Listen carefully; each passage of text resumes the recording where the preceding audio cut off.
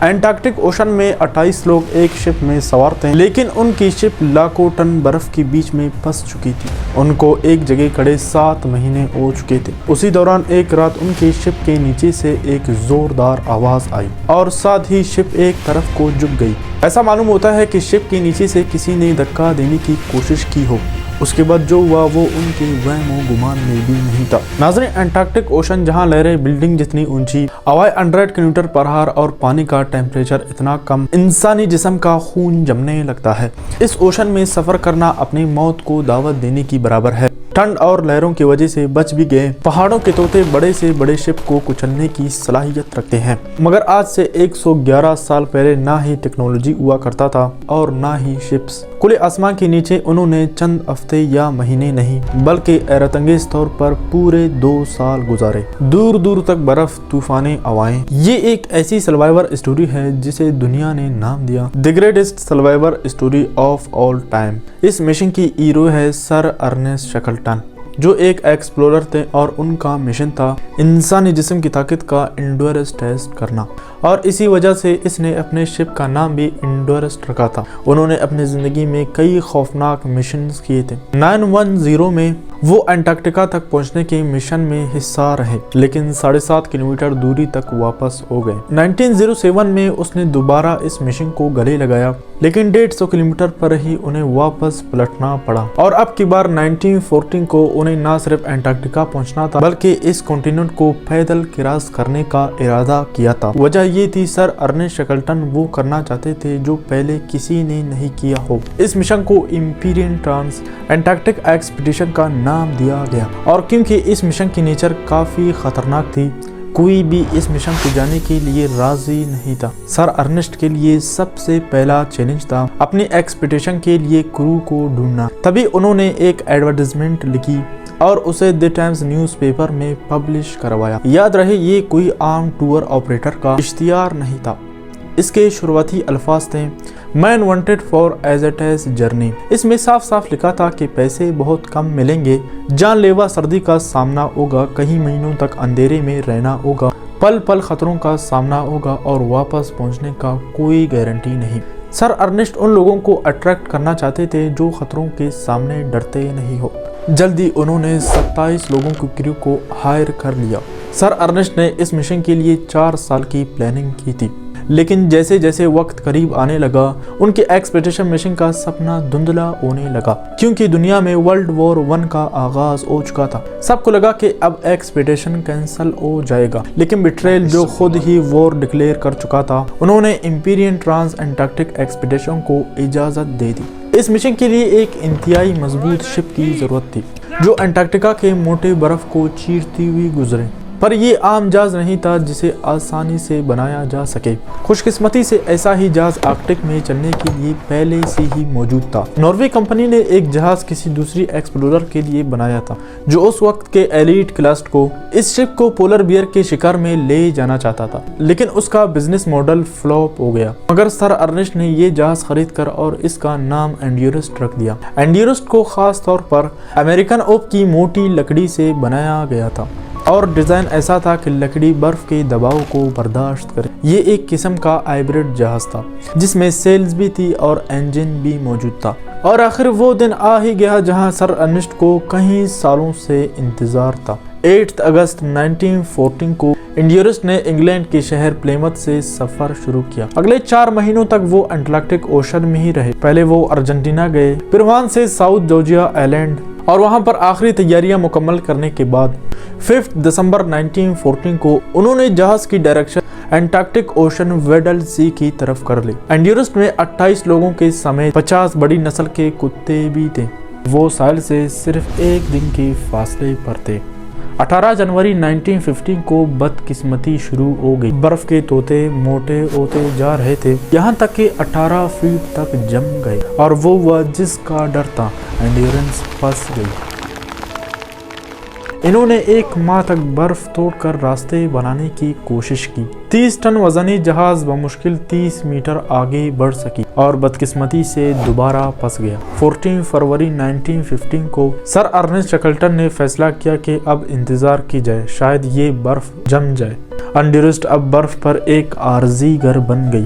Team گھومتی تھی، کھیلتے تھے، گفتگو کرتے تھے اور کام بھی کرتے تھے، صرف یہی انتظار میں کہ ایک دن ہم یہاں سے نکلنے میں کامیاب ہوں گے۔ مگر اپریل میں برف ٹوٹنے کے بجائے الٹا دباؤ بڑھنے لگا اور برف کے بڑے بڑے ٹکڑے ایک دوسرے پر چڑھنے لگے۔ جہاز پر شدید دباؤ پڑ رہا تھا۔ 14 جولائی 1915 کو یہ وہ دن تھا کہ سب لوگ سوچنے پر مجبور ہو گئے۔ اچانک شپ کے نیچے سے ایک زوردار آواز گئی اور شپ ایک طرف کو جھک گئی۔ کسی کو معلوم نہیں تھا آخر کیا ہوا ہے، کیا یہ ویل کی ٹکر تھی یا کچھ اور۔ جیسے تیسے رات گزر گئی، لیکن صبح ہوتی ہی جو دکھا وہ ناقابل یقین تھا۔ برف نے نہ کہ شپ کو ایک طرف جھکا دیا تھا، بلکہ اس کا رڈر جس سے شپ کو ٹرن کیا جاتا ہے، رڈر پوری طرح ٹوٹ چکا تھا۔ انڈیورس کی کرو کو یہاں رکے 7 مہینے ہو چکے تھے اور وہ کسی بھی انسانی آبادی سے کم از کم 2000 کلومیٹر دوری پر تھے۔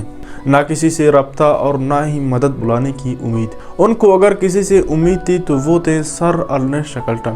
امپیرین ٹرانس انٹارکٹک ایکسپیڈیشن کے سپنے چکنا چور ہو چکے تھے۔ 9 مہینے سے مشن کا کرو ایک جگہ پھنس چکا تھا۔ تبھی ایک رات اچانک پریشر کی ایک لہر آتی ہے جس نے انڈیورسٹ کو پلک جھپکتے ہی 30 ڈگری ایک طرف جھکا دیا۔ شپ کا لی کونا سروں پر منڈلانے لگا۔ کچھ جگہ کریچ آنے کی وجہ سے پانی اندر داخل ہو رہا تھا۔ سارے کریو نے مل کر رات بھر کام کیا کہ کسی طرح شپ کے اندر پانی نہ بھر پائے، پر ان پر چھت کا سہارا شاید یہیں پر تھا۔ آخرکار 17 اکتوبر 1915 کو سر ارنسٹ شکلٹن نے فیصلہ کیا کہ شپ کو خالی کیا جائے، کیونکہ زندگی بچانے کا یہی آخری طریقہ تھا۔ ضروری ساز و سامان باہر نکالے گئے، جانور، کھانا پینا، لائف بورڈز اور بستر وغیرہ سب کچھ باہر نکال کر اب پورا کرو برف کے چادر پر کھلے آسمان میں آنے میں مجبور ہو گیا۔ پچھلے کئی مہینوں سے شپ کا سہارا تھا، وہ اب سب کے سامنے برف کے پریشر تلے ٹوٹ کر تباہ ہو گئی اور آہستہ آہستہ پانی کے اندر ڈوبنے لگی۔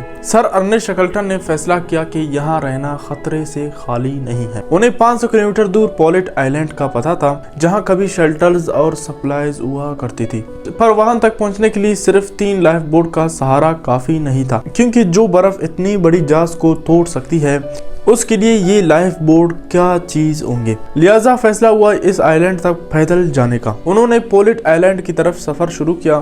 یہ ان کی ایڈونچر کا سب سے خطرناک پارٹ تھا۔ اگلے 6 مہینوں تک کرو نے جان لیوا خطروں کا سامنا کیا۔ وہ جس شیٹ پر کیمپ لگاتے یا وہ سوراخ ہوتا یا وہ پانی کے بہاؤ سے بہہ جاتا۔ خوش قسمتی سے یہ آئس شیٹس تیرتا تیرتا آہستہ آہستہ پولٹ آئلینڈ کی طرف جا رہی تھی۔ لہٰذا سر ارنسٹ نے فیصلہ کیا کہ وہ اسی شیٹ پر آہستہ آہستہ پولٹ آئلینڈ تک جائیں گے۔ ان کو تیرتی ہوئی آئس شیٹ آئلینڈ جو کچھ ملتا وہ اسے شکار کرنے کی کوشش کرتے تھے، جیسے پینگوئنز اور سیلز وغیرہ۔ فیبروری 1916 ان کو سفر پر نکلے 13 مہینے ہو چکے تھے اور وقت یہ تھا کہ ایک دن ایک بسکٹ پر گزارا کریں گے۔ اگلے مہینوں تک پولٹ کا انتظار کرتے کرتے حالات اتنے خراب ہو چکے تھے کہ ان کو اپنے کتوں کو مارنا پڑا۔ اب اگلے کچھ دنوں تک گزارے کا بندوبست ہو گیا۔ انہیں امید تھا کہ پولٹ آئلینڈ تک پہنچ کر کچھ سپلائیز مل جائے گی، لیکن جو تیرتے آئلینڈ پر وہ سوار تھے اس نے اپنی ڈائریکشن بدل دی اور وہ پولٹ آئلینڈ کی بجائے ایلیفے آئلینڈ تک جا گئی۔ اگلے کئی مہینوں تک سمندر میں طوفانی منظر تھا، ٹیمپریچر -20 ڈگری تک تھا اور کئی کروز کو فروسٹ فائمر ہونے لگا۔ ان سب کے منہ اور زبانیں اتنی سوکھ چکی تھی کہ کچھ نگلنا بھی مشکل تھا، اور دیکھتے ہی دیکھتے اپریل 1916 آ پہنچا۔ ٹوٹی ہوئی شیٹ کے سارے وہ ایلیفینٹ آئلینڈ تک پہنچنے میں کامیاب ہو گئے۔ پچھلے 16 مہینے کے بعد وہ زمین کے حصے کو چھو گئے۔ ایلیفینٹ آئلینڈ پر انہوں نے سکھ کا تو سانس لیا، لیکن یہ آئلینڈ پوری طرح بنجر تھا۔ یہاں زیادہ عرصے تک رہنا پاسبل نہیں تھا، خاص کر فوڈ فلائز ختم ہونے کے بعد۔ صرف ایک امید تھی اور وہ تھی یہاں سے 1300 کلومیٹر دور ساؤتھ جارجیا آئلینڈ۔ سر ارنسٹ شکلٹن نے فیصلہ کیا کہ وہ بوٹ پر ہی ساؤتھ جارجیا جانے تک یہ سوسائڈ مشن کریں گے۔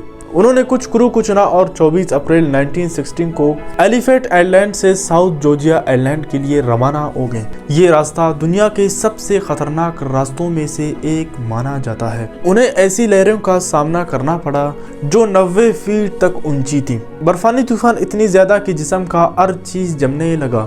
ان کو اس مشکلات کے ساتھ ساتھ بنا جی پی ایس اور بنا کمپاس کے کرنا تھا، صرف تاروں اور سورج کی مدد سے۔ ہر دن وہ جی جان زور لگانے کے بعد 80 کلومیٹر سے زیادہ کا ڈسٹینس کور نہیں کر پائے اور آخرکار 10 مئی 1916 کو سر ارنسٹ شکلٹن 5 کرو جارجیا آئلینڈ پر پہنچنے میں کامیاب ہو گئے۔ پر یہاں ایک مسئلہ تھا، وہ ساؤتھ جارجیا آئلینڈ کے غلط ڈائریکشن میں پہنچ چکے تھے۔ ان کے سامنے تھے 4000 فیٹ اونچے پہاڑ۔ اگلے 36 گھنٹوں کی مسلسل چڑھائی کے بعد وہ آخرکار دوسری طرف پہنچ گئے جہاں ویلنگ اسٹیشن تھا۔ سر ارنسٹ شکلٹن کی حالت اتنی خراب تھی کہ اسے اسٹیشن والے پہچان نہ پائے۔ کسی کو بھی یقین نہ آیا 1.5 سال پہلے والے سر ارنسٹ اس حالت میں یہاں پہنچے ہیں۔ 3 دنوں تک ساؤتھ جارجیا میں رہنے کے بعد سر ارنسٹ شکلٹن واپس نکل پڑے ایلیفینٹ لینڈ کی طرف، جہاں انہوں نے لوگوں کو بری حالت میں چھوڑ کر نکلے تھے۔ انہوں نے ایلیفینٹ آئلینڈ تک پہنچنے کے لیے ناکام کوششیں کی اور آخرکار 13 اگست 1916 ان کو دور سے ہی ایلیفینٹ آئلینڈ پر دھواں اٹھتا دکھائی دے رہا تھا، جو سگنل کے لیے کیا گیا تھا۔ سر ارنسٹ کو معلوم نہیں تھا کہ ان کے کتنے لوگ زندہ بچے ہیں، پر قریب آنے پر حیرت انگیز طور پر ایلیفینٹ آئلینڈ کے کروز کو زندہ صحیح سلامت پایا۔ 8 اگست 1914 کو پہلی بار انگلینڈ سے نکلے تھے۔ پورے 2 سال اور 22 دنوں کے بعد انہوں نے اپنی پوری ٹیم کو واپس صحیح سلامت پہنچنے میں کامیاب ہو گیا۔ بے شک انہوں نے اپنا اصل مشن کبھی پورا نہیں کیا۔ پہلے بھی وہ 2 بار اپنے ساؤتھ پول تک پہنچنے میں فیلڈ اٹیمپٹس کیے اور امپیرین ٹرانس انٹارکٹک ایکسپیڈیشن کو بھی وہ پورے 120 کلومیٹر پر ہی پس گئے تھے، پر اس کے اس سروائیور اسٹوری نے ان کو یہ مقام دلایا جو شاید انہیں مشن کمپلیٹ کرنے پر بھی نہیں مل سکتا تھا۔